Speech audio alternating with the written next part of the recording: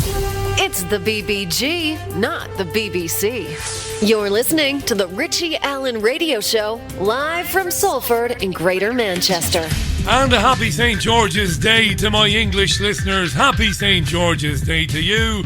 Hope you've had a good day. Although you mightn't know, or you might not have known it was St. George's Day if you were listening to the BBC and Sky this morning. Seemed they were a bit reluctant to mention St. George's Day. I wonder why.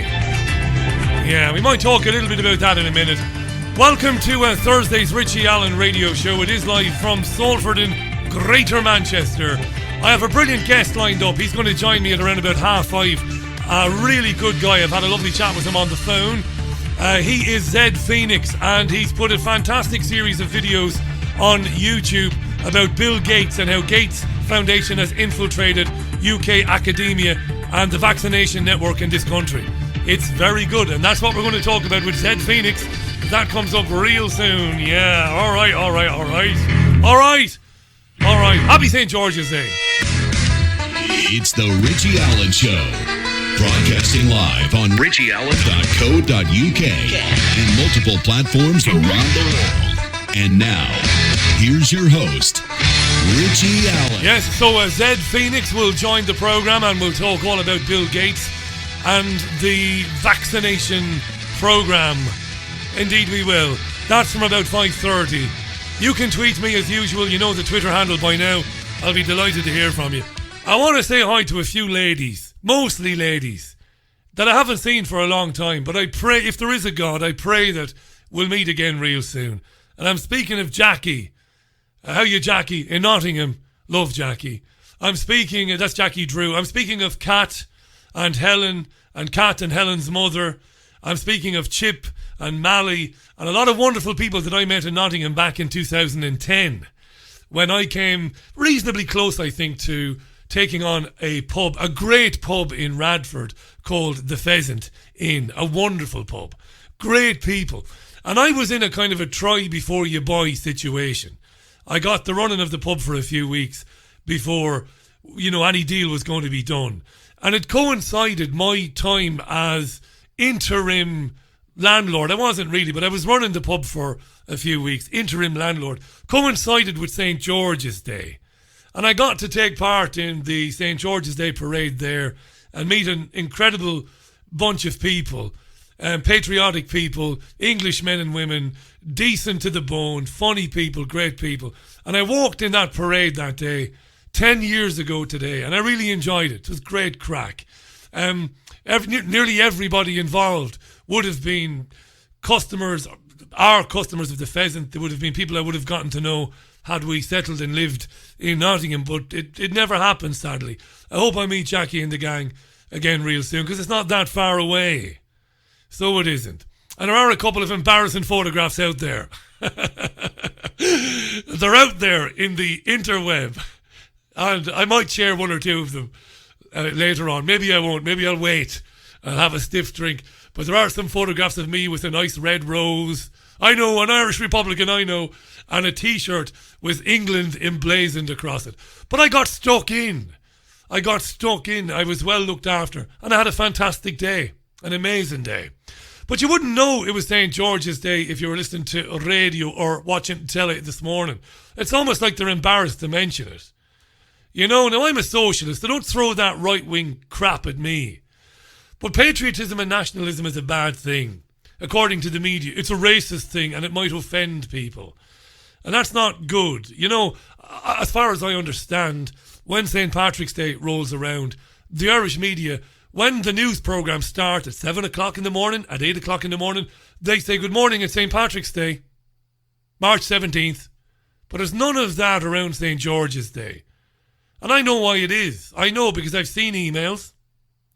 I've talked about this before. Broadcasters are encouraged not to talk about it. And local authorities don't push St. George's Day very hard, lest some people become offended. Of course, the ironic thing is, if you speak to Pakistani folks, or third generation, second generation Pakistani folks, or Sikh folks, or folks from parts of Africa, West Africa, and you say to them, would you be offended if there was a day off and if the country came together to celebrate St. George? the ethnic minority person would say, would I fuck be offended? Of course I wouldn't. It's got nothing to do with that. It's more sinister, I think. I'll leave that one there. Happy St. George's Day. Be proud to be English. Don't give me that nonsense about your imperial history. I don't care. It's not your fault. You're an English person that I like. Be proud to be English and who you are. Be proud to be Scottish. Be proud to be from France. Don't let them tell you that it's a stain, you know, on your city, on your democracy. Don't let them link your nationalism to the far right and thuggery. Don't allow them do that ever. You stand up for it. Now we, Jimmy Crank, Scotland's First Minister. All my accents sound the same. They're garbage. I must get some lessons from Jean Ann. We, Jimmy Cranky, Scotland's First Minister, wee lassie with a shock of red hair, addressed the Scots today, as she does every day, about the virus. Today, we, Jimmy Cranky, whose stage name is Nicola Sturgeon, said this. The return to normal as we knew it is not on the cards in the near future, and it is really important that I am upfront with you right now about that. What we will be seeking to do is find a new normal, a way of living alongside this virus, but in a form that keeps it under control and stops it taking the toll. We've got to find a new normal, a way of living alongside. We're just going to have to coexist with the virus. We don't like the virus and the virus doesn't like us, but fuck it, there's room on the world for everybody. You got to get on with the virus, whether you like it or not. Don't be saying stuff about the virus, it'll be hate speech. Don't say a thing about that virus. So we got to coexist. So we have to have a new normal where we're locked down. That's more like Northern Ireland. That we know it can do. Social distancing and limiting our contacts with others will be a fact of life for a long time to come. Certainly until treatments and ultimately a vaccine offer different solutions. Sky caught that, by the way. For a long time to come. Until a vaccine and treatments become available. That's the buzz phrase this week. They're all at it. Listen, things will have to carry on in lockdown-ish until such a time as we get the vaccine. We, Jimmy Cranky. So that means possibly for the rest of this year and maybe even beyond. Possibly for the rest of your life. Lockdown measures, Jimmy Cranky. Got to coexist with the virus, you see. The virus has rights. The virus has rights. Okay. Yeah. It's mad, isn't it? Isn't it mad? Isn't it mad? Right, that was Wee Jimmy Cranky. What else have we got for you? Oh, by the way, she then went on to say that some businesses would be allowed to reopen so long as they redesigned their workplaces. Presumably to accommodate social distancing. And all of this while nurses are doing the can-can and the Charleston and the mess around. You do the mess around, everybody do the mess around, and elaborately choreographed dances are being seen in the corridors of hospitals up and down the country. And they are being uploaded to YouTube. And Good Morning Britain and Sky News Breakfast with Kay Burley are happily broadcasting the nurses doing the can-can. It is vaudeville. It's the Twilight Zone. Do-do-do-do-do-do-do-do. You're living it. We can't cope. We're dying, but we've got plenty of time to practice and rehearse the fucking Charleston. Oh, it's the Twilight Zone. And if you think it isn't the Twilight Zone, let's have a bit of a listen to Sarah Jane Mee on Sky News this afternoon. You've heard about the 99-year-old soldier who walked up and down his garden with his walking frame, Captain Tom Moore. Now, it is St. George's Day, and I don't want to lose the credit that I just built up with my English listeners by saying Happy St. George's Day, by sounding like I'm mocking a 99-year-old ex-soldier. I am not. It isn't his fault. He looks like a great guy. Captain Tom Moore, 99, great innings. I'm not mocking him. I'm mocking the situation.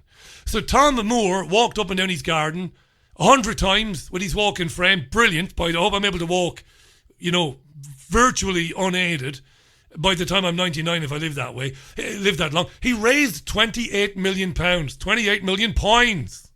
Wow. So because of that, and he meant well and he's a good guy, we are drowning in fucking pathos now, of course. Drowning in it. Because it's wonderful. We've all got to cry tears of, we don't even know why we're crying. We're so emotional because Tom raised £28 million. Gets better. Captain Tom Moore is going to be on top of the Pops real soon because he's got a single out. He's got a single out with none other than Michael Ball. Yeah.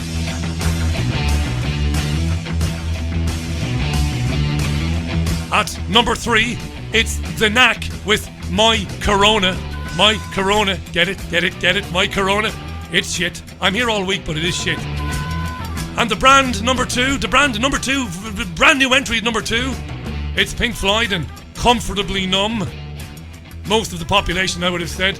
And the brand new number 1 this week is Michael Ball and Captain Tom Moore, the long distance walker, with You'll Never Walk Alone. I shit you not. Here is Sarah Jane Mee.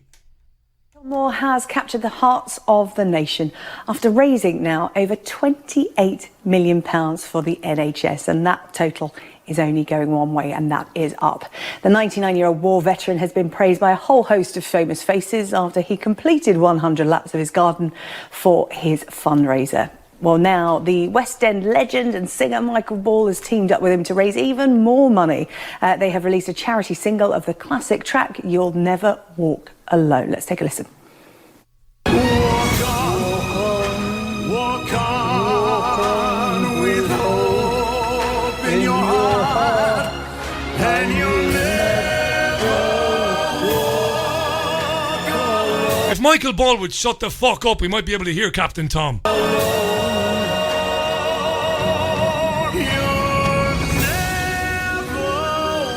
Vaudeville.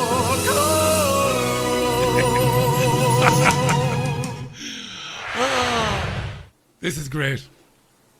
Guaranteed to put a smile on your face this afternoon.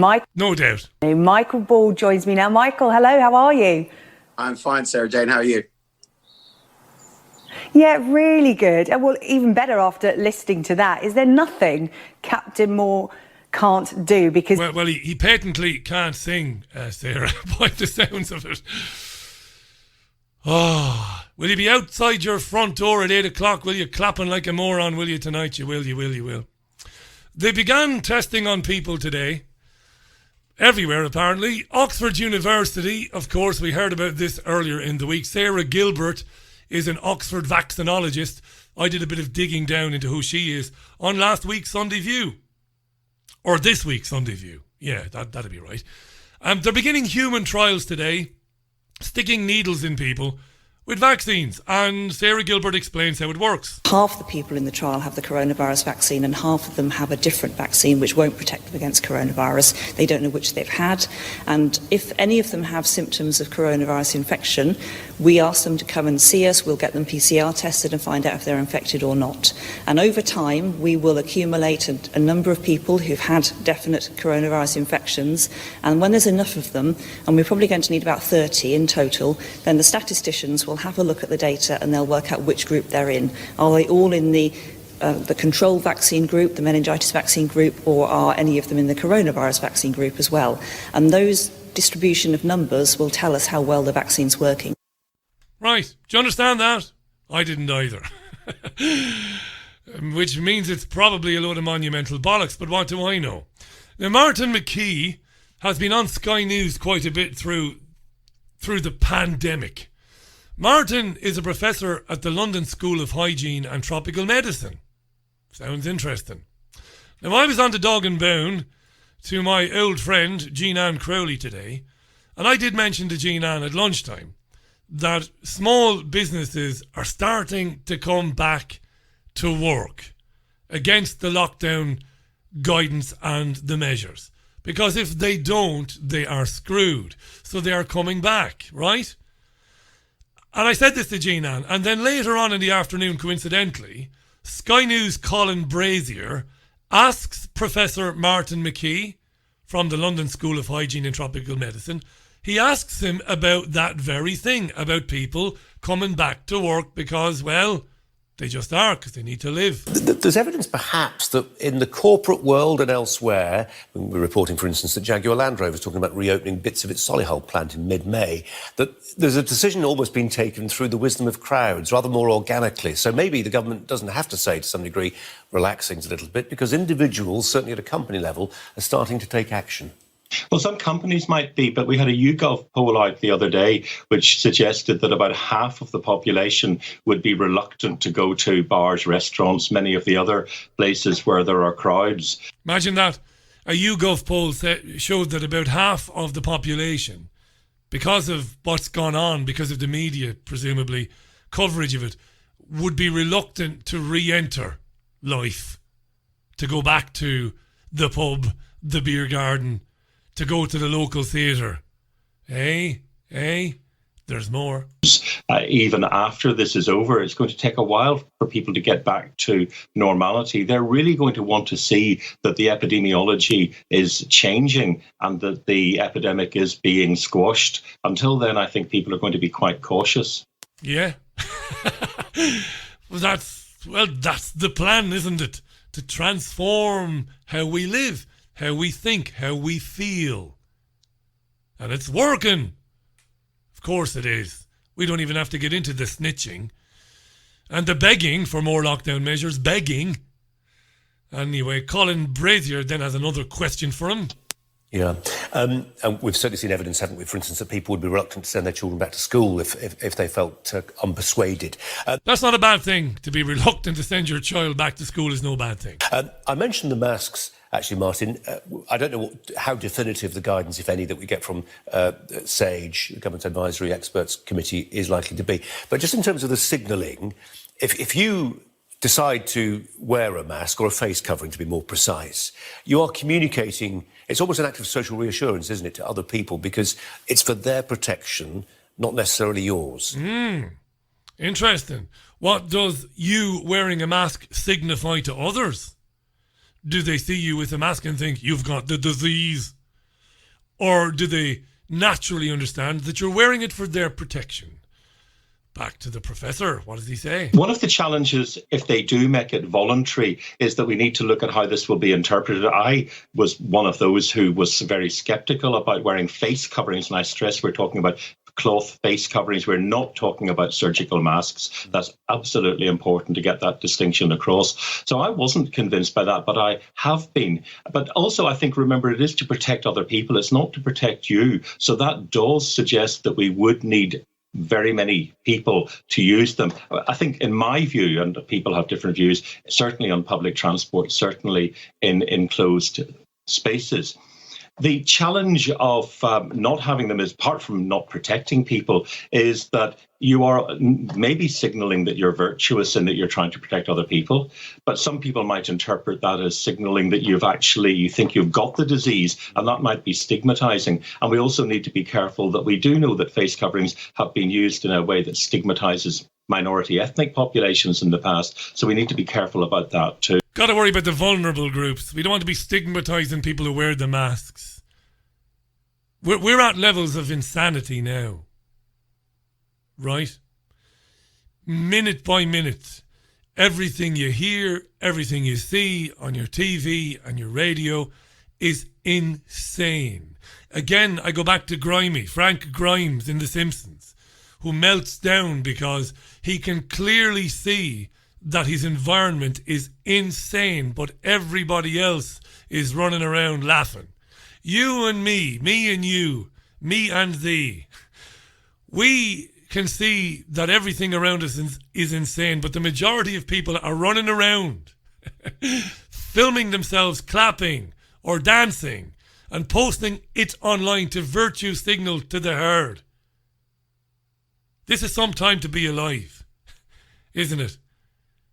I might actually be certified insane by the end of the programme. I'm starting to feel a bit insane, really. Careful about that too. We got to be careful that we don't stigmatise people wearing the masks. Yeah, just to be clear then, Martin, as your thinking evolved... It'll be a hate crime to have a go at somebody wearing a mask, basically. ...on that at all, or are you pretty much where you started?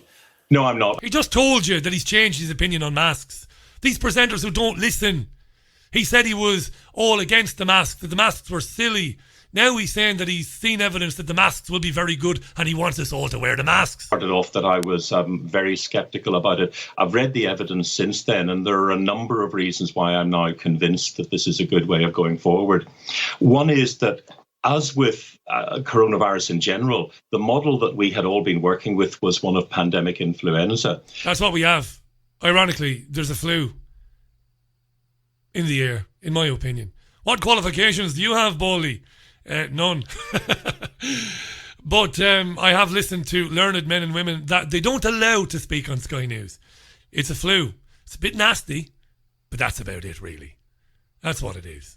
Right? Okay. So what we do now know from good research in Hong Kong is that, well, this is not the influenza virus. It is. Several factors, several things flow from that. The first is that we know that people do spread it before they develop symptoms. They spread it before they develop symptoms. Marvellous. They're encouraged, these guys, to say the most outlandish, anti-scientific things. The more ridiculous and anti-scientific the appearance. If you go on Sky News and you've got some letters after your name, you went to the London School of Medicine for Tropical Diseases, the more ridiculous, the more anti-medicine, the more anti-scientific your statements are, the better you are. They all laugh. These guys are all sitting in a pub somewhere laughing their asses off at us. Yes? Second is that we know that they don't just spread it from coughs and so on. They don't spread it from coughs and sneezes. They spread it from ordinary talking. A very good example of that was a choir practice. Well, you hear this. There was a choir now. Choir practice in the state of Washington, where 60 people went for a choir practice. 45 were infected and 2 died. I'm sorry. If I was in the presenter's chair, I'd be fired. We know that 60 people went to a choir and 45 of them were ill and 2 of them died. Why? Simply because they were singing loudly into the air. And we also now know that the cloth coverings are actually much more effective at stopping the movement of the because they were singing loudly into the air. Droplets that transmit coronavirus than they are with influenza. So bring back the Reverend Ian Paisley, because you know something, all is forgiven, all is forgiven. Fleetwood Mac. Loving you is the right thing to do. Fuck it, I'm talking over the song. This is the Richie Allen Radio Show. Welcome to it. We're off to Glastonbury in a moment to talk to Zed Phoenix. Love you. Thanks for listening to this show.